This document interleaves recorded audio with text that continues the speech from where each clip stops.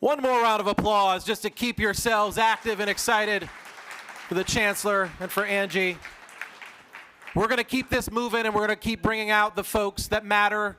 We matter, and we have work to do. It's time for the keynote. Deputy Mayor Maria Torres-Springer is with us. The New York City Deputy Mayor for Housing, Economic Development, and Workforce. That is a full portfolio. We support you in every way imaginable. We welcome you. We're excited to have you. Please give our Deputy Mayor a round of applause, everybody. Welcome.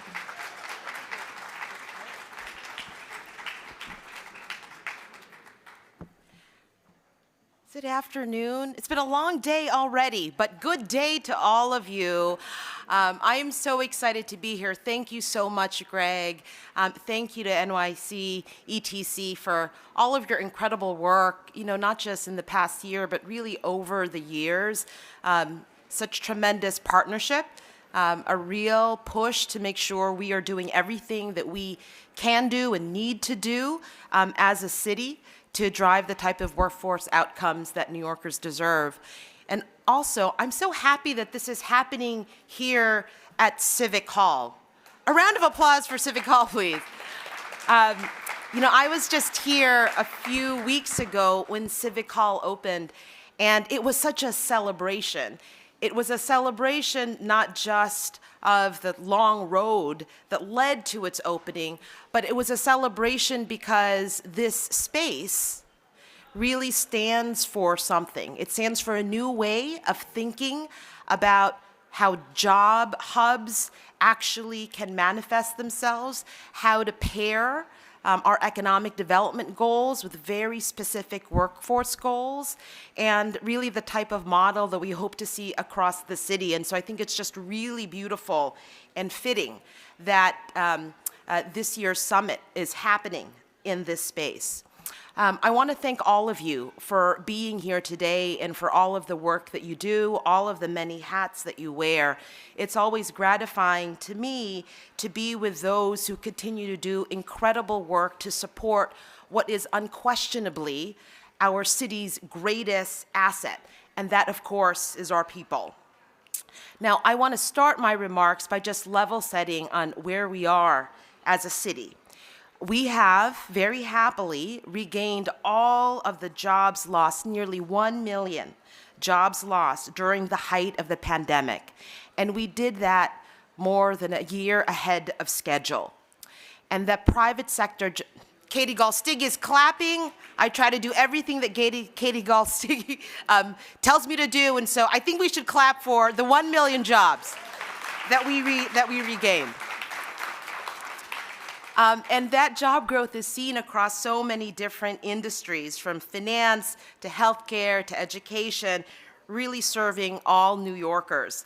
And in this administration, over the course of the last couple of years, we have really helped create more than 280,000 jobs.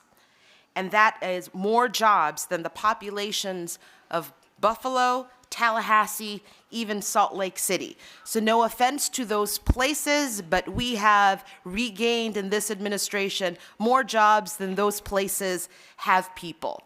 And so this milestone, I think, is a real demonstration of the city's resilience, that we're continuing to build a strong economy that hopefully will grow stronger with each passing day. And in a room full of workforce experts, I know that I don't have to stress too much how significant of a milestone that is.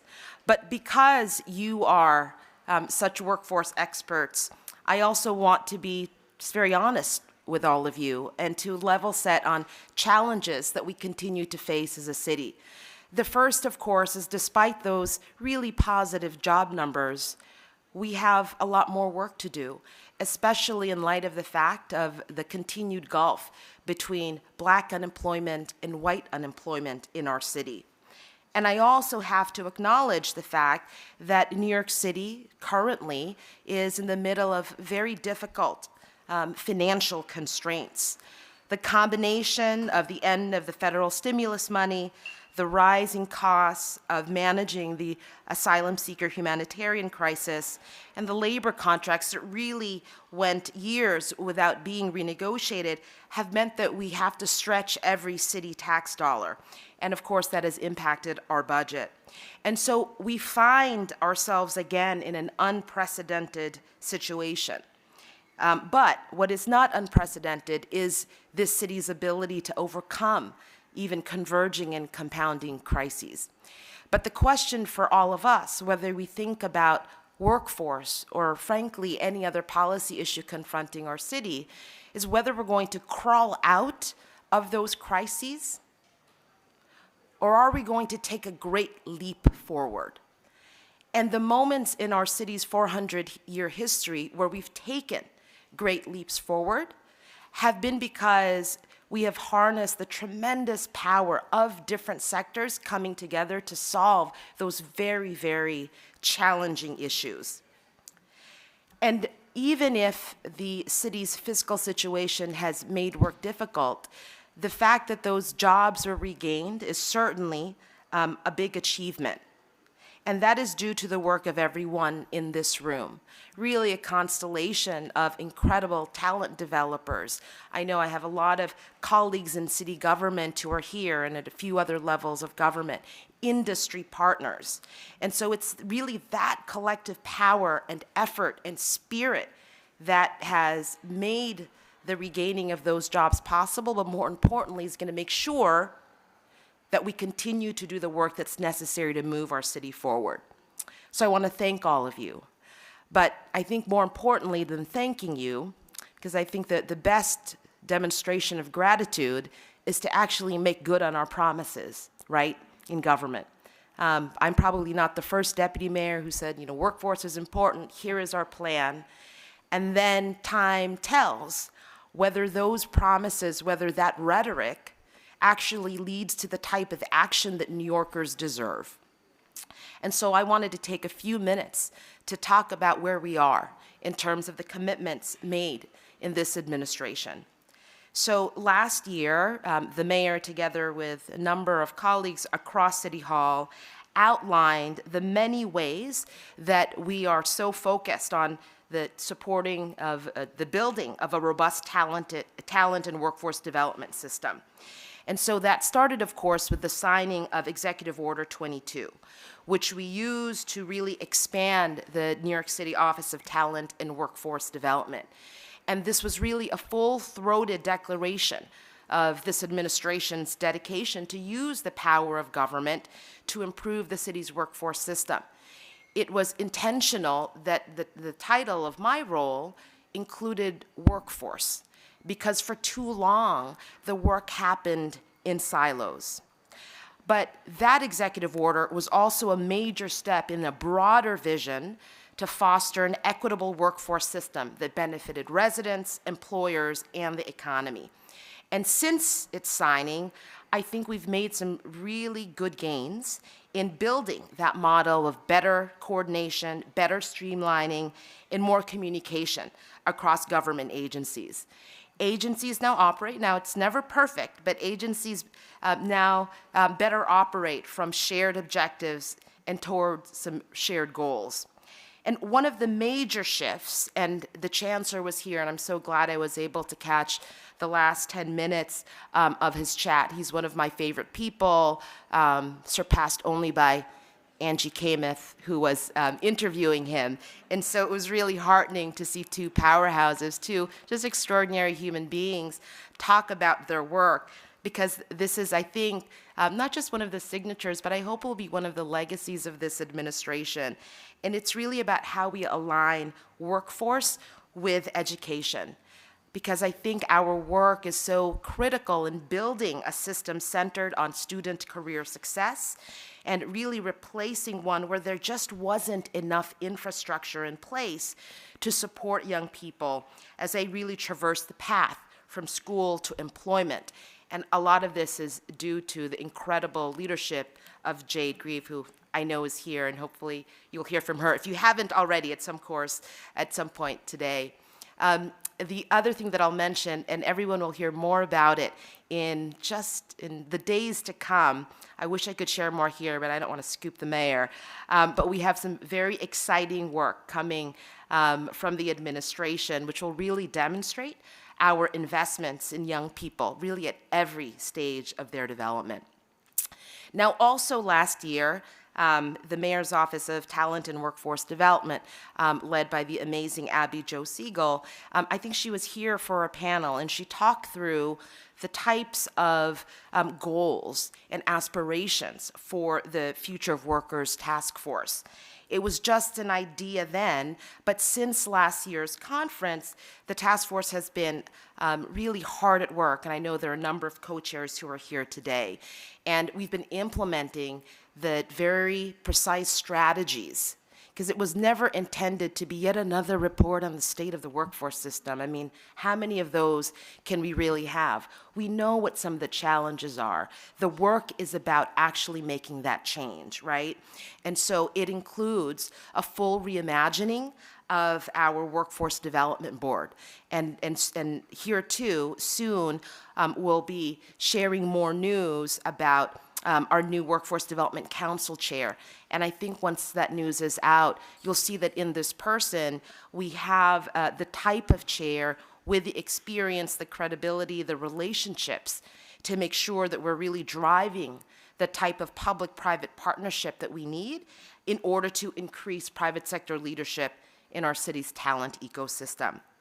We also launched a new public-private talent investment fund, and we put our money where our mouth is, seeding that with $15 million of city resources. We also not just unveiled our moonshot goal in terms of apprenticeships of 30,000 apprentices by 2030, but we've really done the hard work, understanding what the landscape is, what this opportunity really means for New York City. And in early 2024, we'll be releasing an RFP that will help us identify partners so that we can fully continue to diversify apprenticeship opportunities in the city. This next one is really wonky, but for those who have done this work for a long time, I hope you'll agree that it's critically important.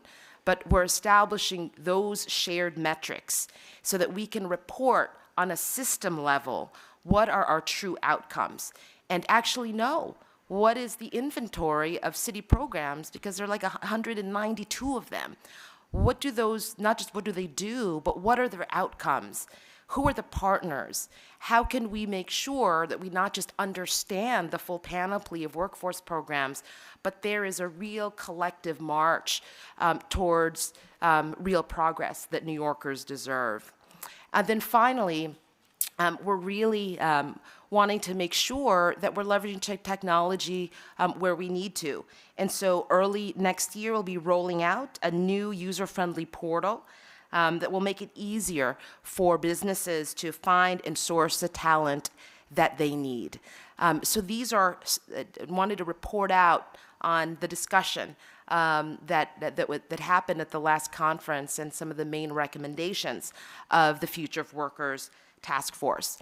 But there's more. So here has been one of the main challenges that I've seen in the past, having worked in this space across a few different agencies for a while, that too often our place-based work, whether it's rezonings or activating jobs hubs, major real estate projects, they happened, and too often they were untethered from, well, what's the workforce strategy? How do we make sure those investments in capital and infrastructure in those buildings aren't just investments in brick and mortar, in sewers and plumbing, that there are also investments in people? And so we've been squarely focused on this, whether it's in the 5 different neighborhood plans and rezoning areas that we have launched, from the Bronx Metro North in East Bronx area to Jamaica, Long Island City, Atlantic Avenue in Brooklyn, and Midtown South. And so all of those plans are being developed, but they're being developed with a real eye towards what are the opportunities for New Yorkers so that they can not just attach to jobs, but really get on a real on-ramp for better career opportunities. But also here, I want to say that this is helped by the fact that we have now, again, under one portfolio, all of the relevant agencies. The big trick, in my mind, in government is to do everything that you can, not just to break down silos, but to reduce the bureaucratic friction. So if the Economic Development Corporation, for example, it's doing its job, the Mayor's Office of Talent and Workforce Development, it's doing its own job over here, SBS in the adult workforce system concentrated on some outcomes here, and the Department of Education in CUNY in a different place, all of that can be good, but more often than not, an opportunity is missed. And so that there is a better set of relationships and the structure to enable more coordination, I think has really been key. A few other anchors in this space that I wanted to mention because they'll affect everyone in this room, and they were hard-fought wins. One is on community hiring. So I wanted to talk more about what is ahead in terms of community hiring. So just last month, this legislation was signed by the governor. It allows the city to leverage its purchasing power and set workforce goals across a broad range of city contracts. This was a hard-fought victory. Many in this room really helped advocate for this legislation, and we're really happy that we're now going to be able to implement, because community hiring provides us with an opportunity to connect low-income individuals and those residing in economically disadvantaged communities with real pathways to apprenticeships, to career opportunities. The estimate, I think, is close to 40,000 jobs annually. And the city has to, every time that it uses its purchasing power, because we know that nothing can get done in the city, for better or for worse, without a contract, we have to use that lever to create more opportunities for people across the 5 boroughs. And I know the executive director of our Office of Community Hiring, and Doug Lipari, will be reaching out to many of you shortly, because we want to establish real listening sessions. So as this gets implemented, it gets implemented in a way that makes sense for so many of the partners who I hope are really going to help us and be partners on this mission. Want to just spend a minute talking about the models that exist out there and where I would hope we do more of. So this is one of them, this in terms of Civic Hall and in this larger building. But we have some exciting projects as well across the city, and I wanted to in particular talk about the work that we're doing with Spark Kips Bay. A couple million square feet, full redevelopment of the Bellevue campus. And what is the opportunity there is not just about the million or so square feet potentially of life sciences office space that will be built, but it also, these are new campuses for CUNY.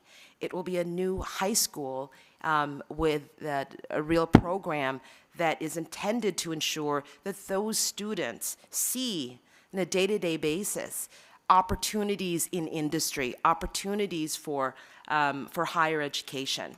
And it will also have a number of city public health uses, from H&H to the Office of the Chief Medical Examiner and a few others. So imagine there really a one-of-a-kind campus of academic uses, industry uses, workforce training opportunities, and really critical public health space.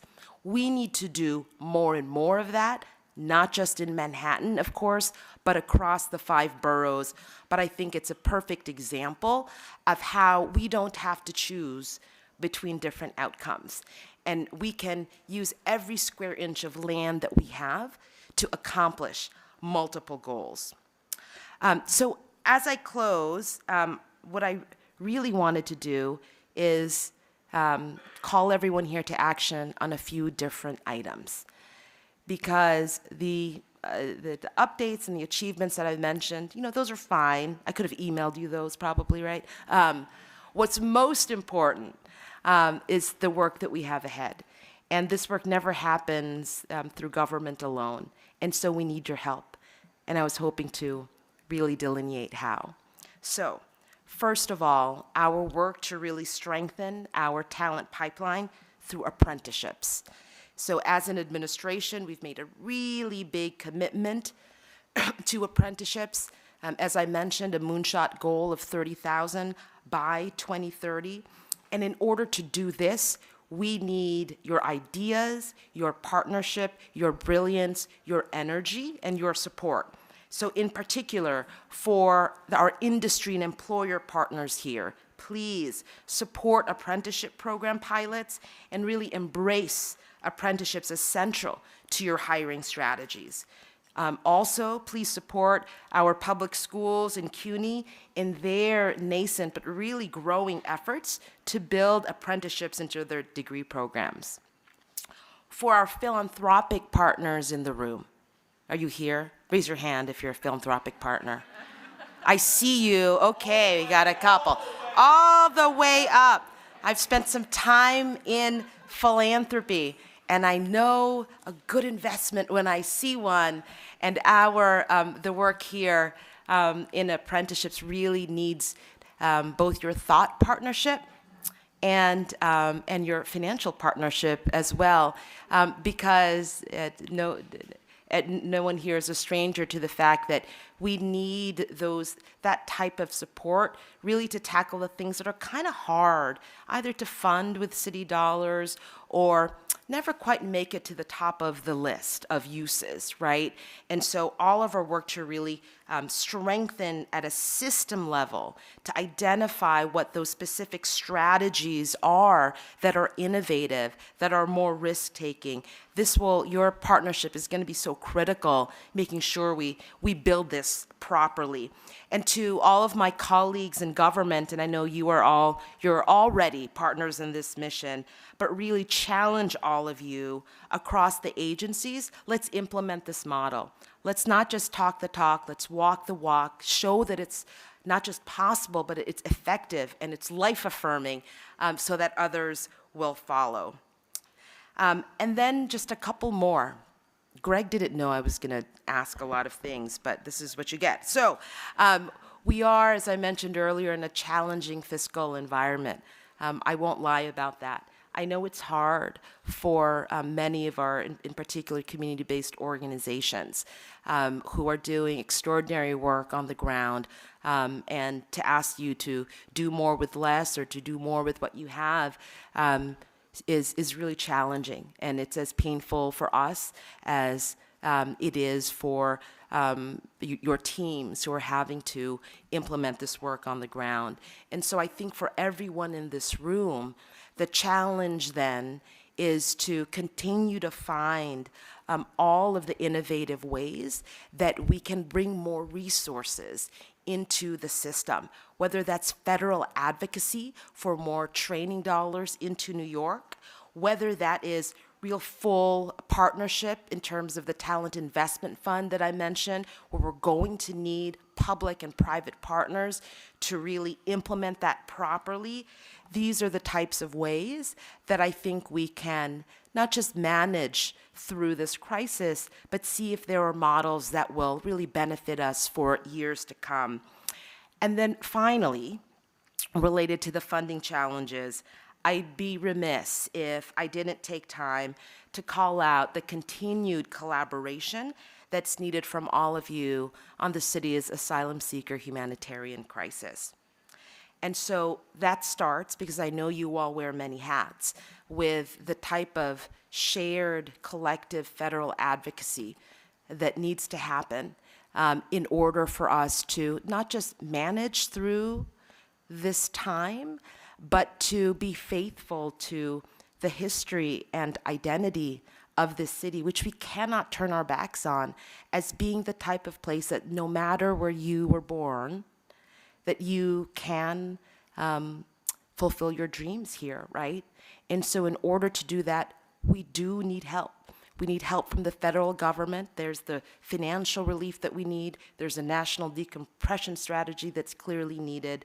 But we also need the type of support, flexibility, and speed in terms of workforce authorization, work authorizations for migrants. That has started, that is the good news, but it has to be expanded and it has to be implemented with the urgency that these times really deserve. And so we've been hard at work here with many partners, encourage those who are interested to really visit nyc.gov. American Dream Works. It has the opportunities for many different partners to really participate. So let me just end here, which is kind of where I started. That the question for our city isn't whether we're going to survive. We will. We always have. We always have, despite the crisis, man-made or natural. But there's a difference, a real difference between whether we crawl, as I mentioned, out of these crises, make incremental progress, hope that things are largely going to be okay, or whether we take a great leap forward as a city. And the great leap forward means extraordinary resilience, creativity, and solidarity in many ways. The Chancellor mentioned in the end that there's so much that's going on, but also too much that's left unsaid in terms of the challenges in our city. And while we may not agree on every single policy issue, we may not be exactly on the same page about what is the tactic that is going to allow us to solve a particular policy challenge. What I know is true is that we all share a common identity as New Yorkers. And it's been that identity, it's been that metal that has allowed us to make those great leaps forward in our history. And I have no doubt, given the types of people in this room and the organizations that you represent, that we have the capacity to do that now and in the years ahead. So thanks to all of you, and I hope you enjoy the rest of the conference.